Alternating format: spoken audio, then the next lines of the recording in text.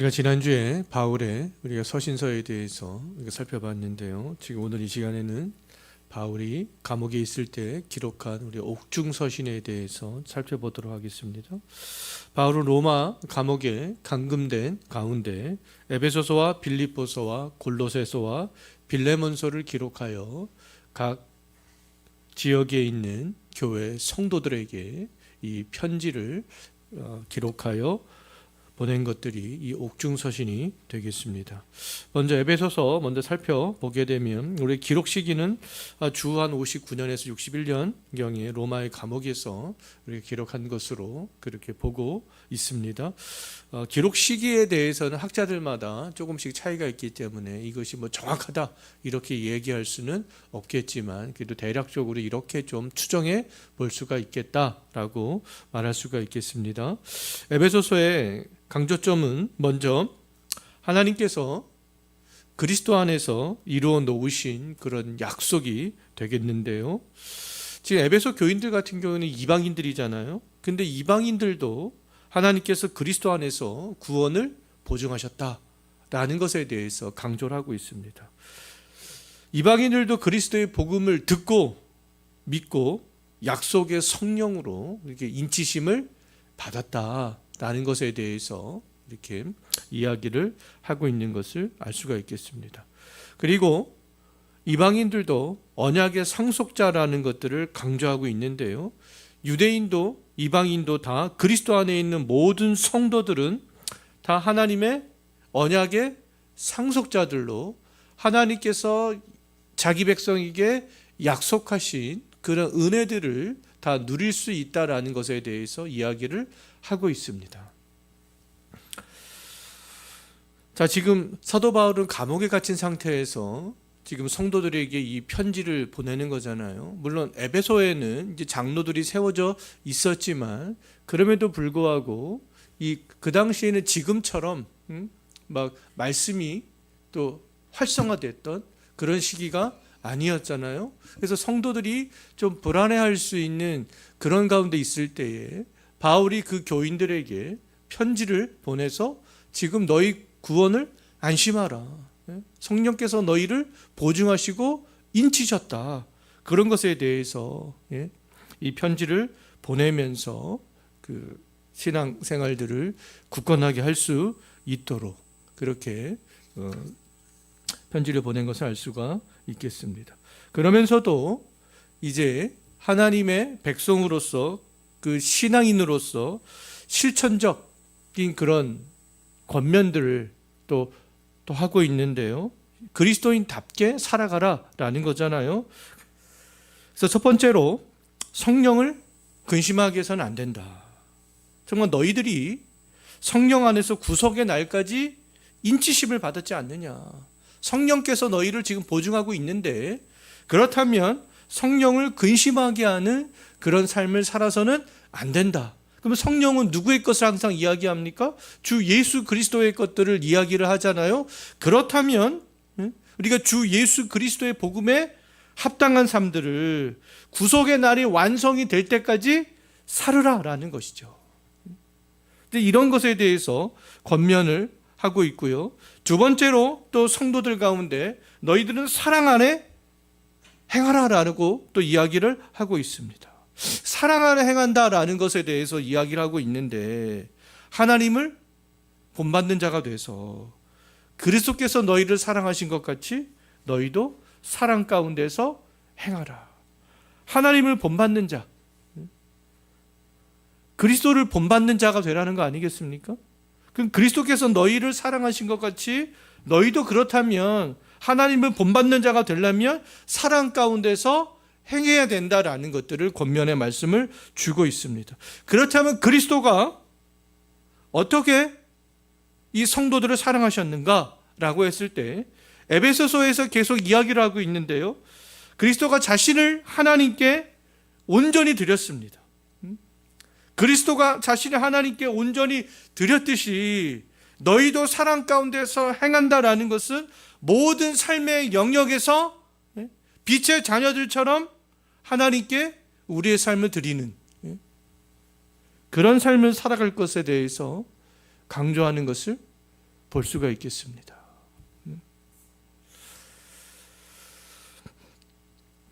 자, 그 다음에 또 강조하고 있는 실천적인 권면은 그리스도를 경외함으로 피차 복종하라. 그리스도를 경외하는 마음으로.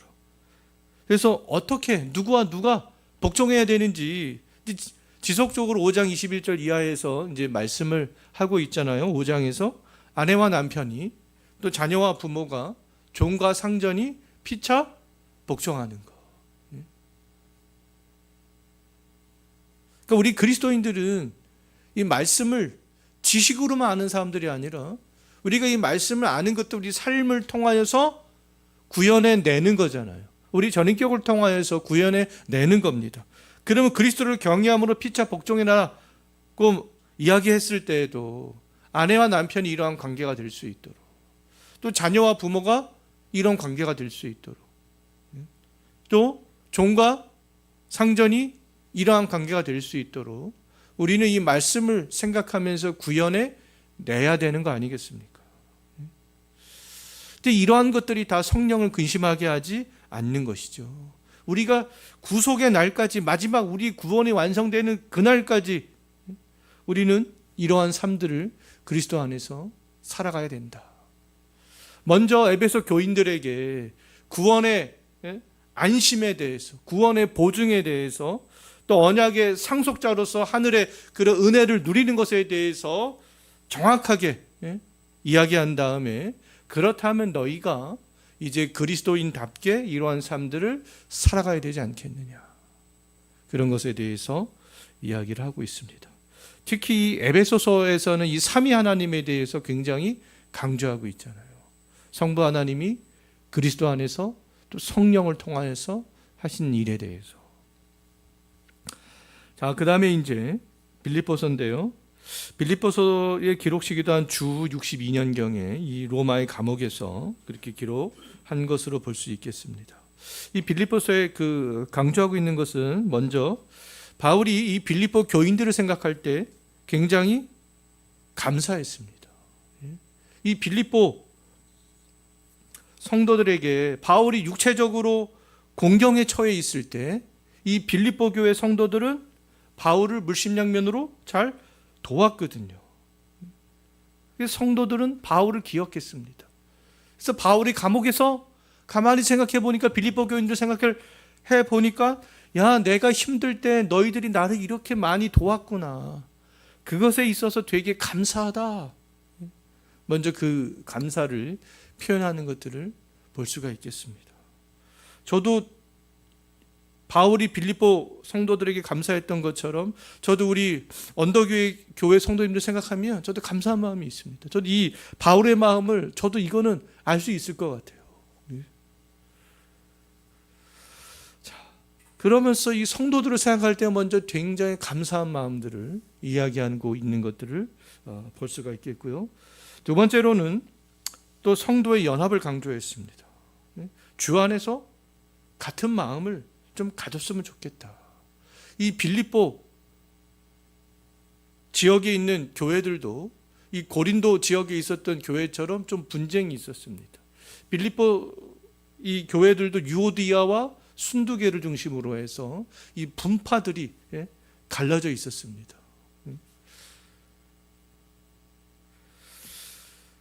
그래서 좀 너희가 그리스도를 조금 생각을 한번 해보자. 그래서 주 안에서 같은 마음을 좀 가졌으면 좋겠다. 너희 감정을 앞세우지 말고, 너희 생각을 앞세우지 말고, 나는 유오디아파, 나는 순두계파 갈라지지 말고, 우리 모든 성도들 한번 주 안에서 한번 같은 마음을 한번 가져보면 좋겠다. 이제 그런 것에 대해서 당부를 하죠. 그리고 이제 세 번째로, 고난 중에 있지만 고난 중에도 그리스도를 본받을 것에 대해서 이야기합니다. 바울은 지금 자신이 지금 감옥에 있잖아요. 자신이 지금 감옥에 있으면서 누구의 고난을 생각합니까? 그리스도의 고난을 생각합니다. 자기의 지금 고난을 그리스도의 고난에 반영합니다.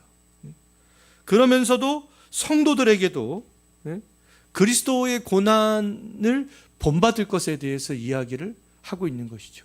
그리스도도 고난 중에 있었고 자기도 고난 중에 있는 것을 일치화시키면서 성도들에게도 지금 고난 중에 있는데 그 성도들에게도 그리스도를 고난 중에 있지만 본받았으면 좋겠다.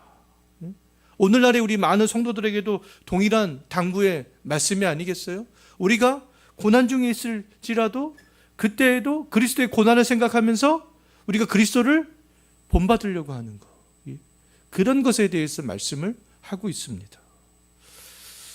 그 다음에 네 번째로는 이제 육체를 신뢰하는 그 사람들에서 강력하게 이제 반대하는 것들을 볼 수가 있겠는데요. 육체를 신뢰하는 자들이라고 하면 그 율법을 강조하는 사람들이 되겠습니다. 그래서 그 성도들에게 우리가 의롭게 되는 것은 율법이 아니다. 3장 9절을 보게 되면 그리스도를 믿음으로 말미암은 것이 아니냐. 그래서 그 육체를 신뢰하는 자들 반대하죠. 그래서 이 빌립보 지역에 있는 그 교회 성도들에게 지금 대략 이런 것들에 대해서 강조를 하고 있는 것을 볼 수가 있겠습니다. 그 다음에 이제 그 골로새서를 보게 되면 주한 60에서 62년경에 이것도 로마의 감옥에서 기록한 것으로 볼 수가 있겠는데요. 강조점은 먼저 그 거짓 교훈을 논박합니다. 왜냐하면 이 거짓 교훈은 기독교의 본질을 위협하기 때문에 기독교의 본질을 위협하는 거짓 교훈에 대해서 이제 반박하는 그런 말씀들이 되겠는데요. 1장에서는 먼저 그리스도를 강조합니다. 어떤 그리스도를 강조하냐면 우리 그리스도는 창조주요 통치자요 유일한 중보자가 되시는 분이야. 오직 그리스도를 강조하죠.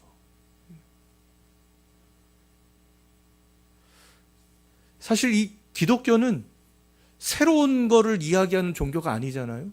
기독교는 뭐 하는 종교입니까? 반복하는 종교입니다.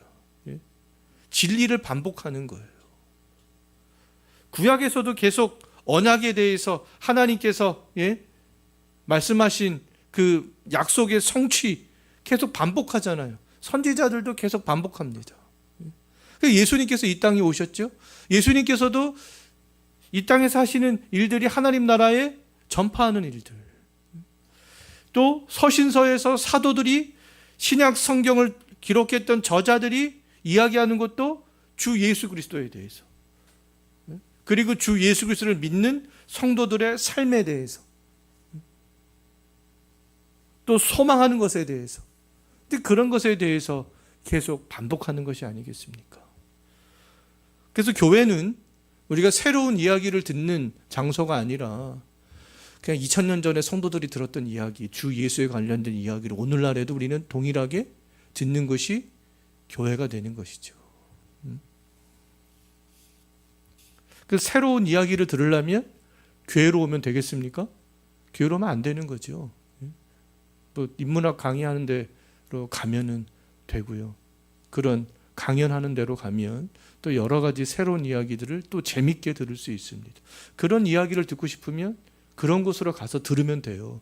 근데 교회 와서까지 굳이 그런 이야기를 들으려고 해서는 안 되는 거 아니겠습니까? 교회는 주 예수 그리스도에 관련된 이야기를 하는 것이 교회가 되겠습니다.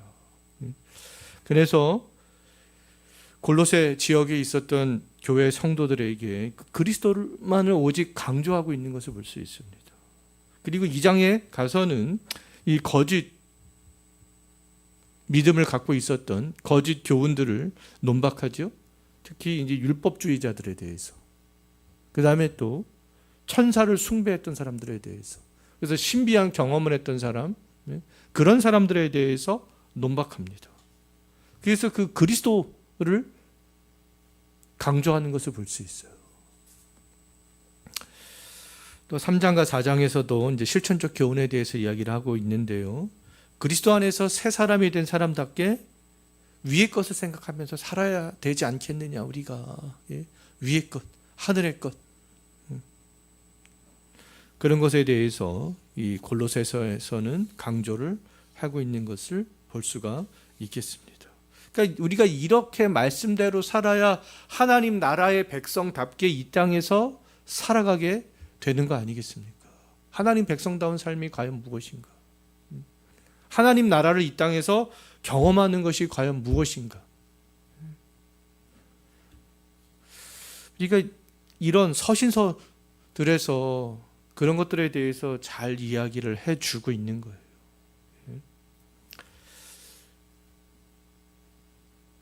빌레몬서는 한 주후 한 60년에서 62년 사이에 로마의 감옥에서 그렇게 또 기록한 것으로 볼 수 있는데요.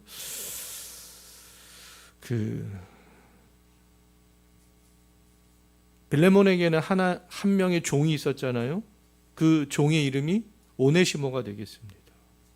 근데 오네시모가 빌레몬에게 잘못을 하고 도망을 갔는데 복음을 듣고 이 오네시모가 회개를 하잖아요. 그래서 이 회개한 노예 오네시모를 빌레몬과 그 교회 성도들이 좀 용서해줘라. 그런 내용들이 이 빌레몬서가 되겠습니다. 자, 이런 것들을 통해서 우리가 회개한 성도들을 어떻게 대우를 해줘야 되는지 그런 것에 대해서 우리가 잘 알 수 있는 거 아니겠습니까? 진정으로 회개를 하고 회개에 합당한 열매들이 있을 때 우리가 과연 그 성도들을 어떻게 대우를 해줘야 되겠는가? 자, 여기까지 해서 우리가 옥중서신을 살펴봤습니다.